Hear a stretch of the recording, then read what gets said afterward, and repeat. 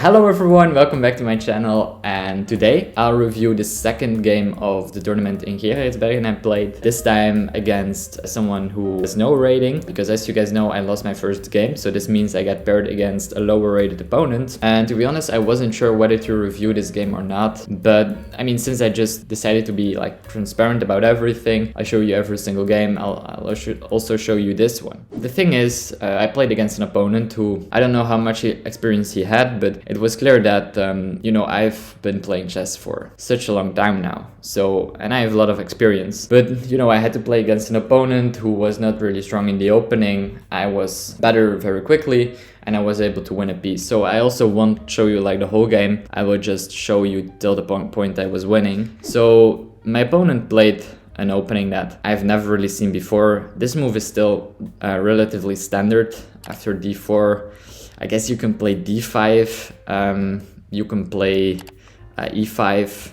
There are some moves, but you just need to try to grab the center. And my opponent played d6. I think d5 is just correct, taking more space.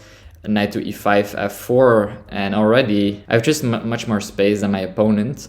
Much easier for me to develop my pieces. So knight to d7, knight f3, g6. He wants to develop his bishop like this, which I think is correct.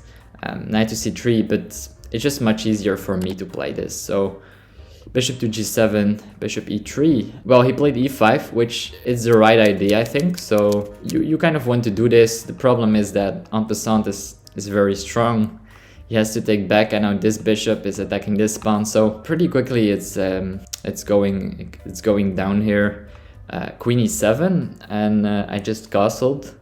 Knight h6, and I went here for a pretty good plan, I think, of just going h3 because I wanted to defend this square, and trying to just go for the moves queen to d2 and f5, trying to attack that knight, which also worked in the game. So I played this, now castles, queen to d2, preparing some attack on the knight, but my opponent neglected this move, and I played f5, and well, already the game is over. So you can't save the knight really because of tactics.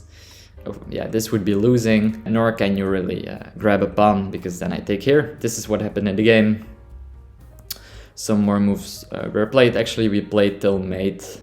Yeah, queen f6 was played, bishop takes here, which is working due to, well, this bishop takes, queen takes, king there, and queen f6, knight takes back, and just pawn takes here. And well, I just stopped the game right here. I'm up a piece. We still played on for just, yeah, a long time till it was made basically, but I have an extremely strong pawn here. My IDs consist of bringing my rook into the open file, playing moves like knight here, maybe with things like this planned, as well as bringing my knight to these squares if it would be possible. Really, yeah, I will stop the game here. I mean, I'm up a piece, I won the battle of the opening. And so this is something that I just didn't really like about playing an open tournament, is that, sometimes there's just too much of a level difference. And I think this game was just not a very nice experience. I think neither for me, neither really for my opponent.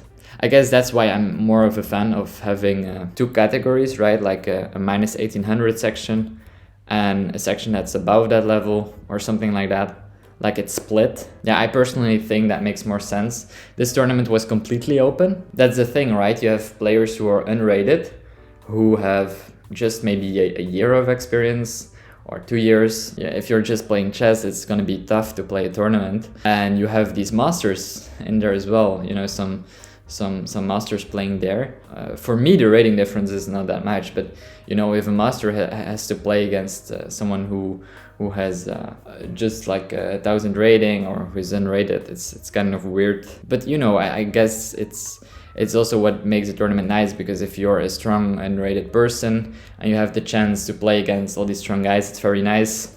So I don't really know what my position is on this. The second tournament I played, I could have played in the minus 1800 section, but I had a chance to go as a 1500 player into the plus 1800 section, which I really enjoyed. I lost a lot of games, but I also learned a lot. I think it's finding the balance between having an opponent who is just way stronger and having an opponent who is stronger, but you can still learn from the game. I don't know. I can imagine also when I played in the Open tournament, right? In the second tournament, I played like the plus 1800 section. It was kind of weird for my opponents to play against me since I was only 1500 rated. But I felt like I could still kind of get through to their level and play against them and make some interesting games. That was just my feeling. Sometimes I succeeded, sometimes I played just horribly still. So yeah, I don't know. It's interesting. I just hope that my opponent learned from all the games. For me personally, you know, of course it's gonna be less interesting. You still need to be able to win against lower rated opponents. That's just how it is. You can't always play against higher rated opponents, which of course I like better. I like to play against the toughest matches possible and try to win them or have a good result. That's kind of what I want, since also my goals with this game are pretty ambitious, right? I have really ambitious goals for myself. Well, I decided still to cover this because well, I just decided to cover everything basically. I think the main lesson in this game was that if you lose the center like this, it's kind of hard if you play with not enough space, like my opponent played.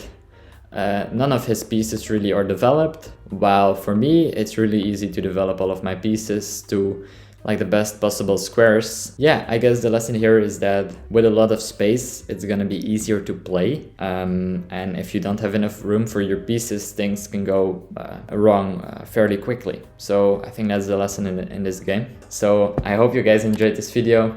If you guys like this video, feel free to subscribe to my channel, and as always, I hope to see you guys in the next round. Bye!